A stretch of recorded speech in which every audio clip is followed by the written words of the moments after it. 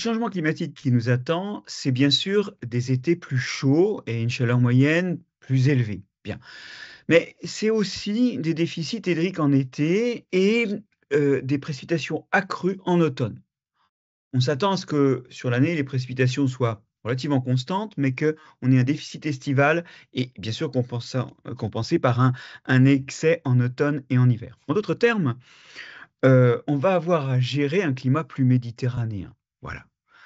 Et pour le gérer, eh bien, la nature, le vivant est une solution et j'aimerais vous donner quelques idées autour de ça, autour de finalement l'atténuation du changement climatique avant d'en venir à quelques éléments de conclusion.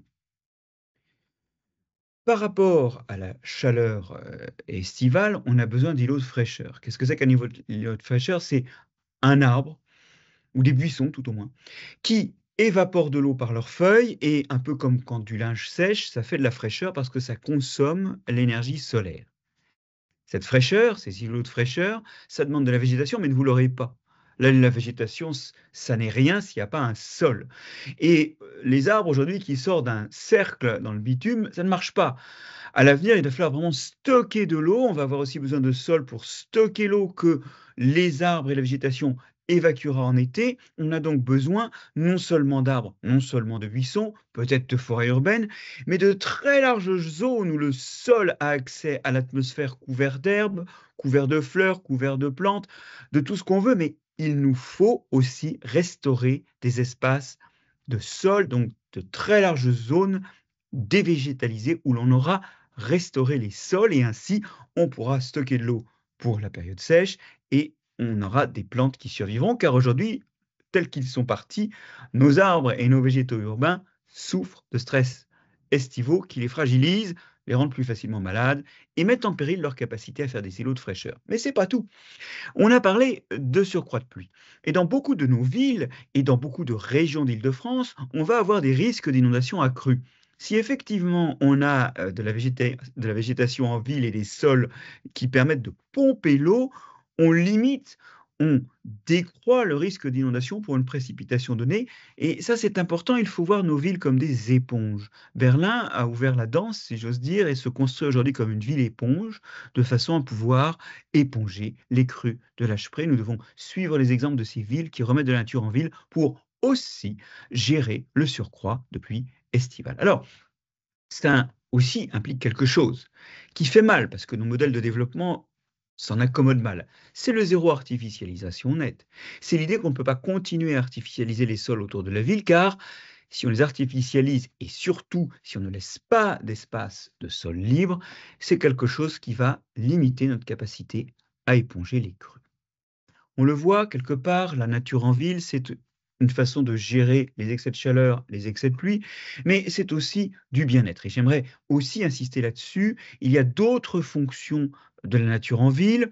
Le bien-être, il est fort. Vous savez, une étude récente montrait que chaque fois on vit à 350 mètres de plus de la zone de nature la plus proche, on augmente de 5% le risque de dépression nerveuse. Alors évidemment, il y a des facteurs confondants sociologiques à cela, mais réellement, il y a aussi le fait que nous sommes faits pour vivre dans la verdure. Et ça, on l'a oublié, mais on a besoin de verre, on a besoin de nature parce qu'on est fait pour ça. Et les effets sur le stress, et même, il y a des travaux qui montrent sur les capacités à apprendre et à se concentrer des enfants, font qu'on a besoin de plus de nature en ville. Cette nature en ville pourrait produire des aliments. Évidemment, elle ne va pas nourrir la ville, mais elle peut produire des petits fruits, elle peut produire des légumes. C'est aussi une perspective intéressante alimentairement. Enfin, je pense à nos toits plats, des toits plats couverts de végétation. Eh bien, figurez-vous que le sol est un isolant et que donc, ça évite de se refroidir trop vite en hiver ou de se réchauffer trop vite en été. Des toits végétalisés sont aussi une solution, indépendamment des aspects de bien-être ou de production alimentaire qu'ils pourraient représenter, une solution isolante. Et puis, pour terminer, la nature en ville, elle est moins l'objet d'ambition de production, elle peut être un réservoir de biodiversité, elle peut être quelque chose qui abrite de la biodiversité et qui a des fonctions de soutien de la biodiversité. Oui, la ville ne s'oppose pas à la biodiversité, elle peut en abriter. En tout cas, il faut qu'on revoie nos aménagements et en particulier qu'on fasse très attention à ne pas mettre dans la ville trop de végétation introduite, trop de végétaux venus d'ailleurs, trop de végétaux qui risquent de devenir invasifs et risquent de ne pas être tout à fait adaptés aux conditions qu'ils rencontre dans nos régions. Or, aujourd'hui, l'art paysagiste compose trop avec des plantes introduites. Bon, alors, en fait, c'est le temps de conclure, je pense. La première chose, c'est qu'il faut arrêter le changement climatique. Parce qu'on se prépare tous joyeusement à la France à plus 4 degrés. Et en fait, plus 4 degrés, bah, c'est le Maroc. Hein. Alors, c'est pas du tout la même ambiance, c'est pas du tout les mêmes productions, c'est pas la France. C'est 4 degrés avant tout. Donc, quelque part, il ne faut pas que l'adaptation cache la nécessité d'arrêter les choses. Vous savez, quand il y a une inondation chez vous, vous ne commencez pas par éponger. Vous commencez par arrêter la fuite. Et il n'est pas d'adaptation qui tienne sans essayer de gérer la cause. On éponge après. Donc, je voudrais le dire, quelles que soient les potentialités d'adaptation que nous avons, il va falloir cesser les conneries. Sans quoi, l'adaptation n'a pas de sens. La deuxième chose que je voudrais dire, c'est que bon, des initiatives comme Nature 2050, les initiatives qui relient tous les acteurs, du privé ou du public, pour essayer de penser l'adaptation, sont néanmoins nécessaires car le changement a commencé et il se poursuivra même si on arrête aujourd'hui les émissions de gaz à effet de serre et si demain le climat se stabilise, il faudra de toute façon être adapté à un autre climat et ça c'est collectif. N'oubliez pas dans votre démarche d'impliquer les citoyens et de donner envie de cette autre ville, envie de la nature en ville aux citoyens et de former nos enfants à être nos jeunes générations dans les écoles à être aussi des acteurs de ça, des acteurs de l'entretien des bandes enherbées le long des routes ou sous les arbres en ville, ce qui n'est pas trop le cas aujourd'hui. On aura besoin d'être tous là, public, privé, citoyens.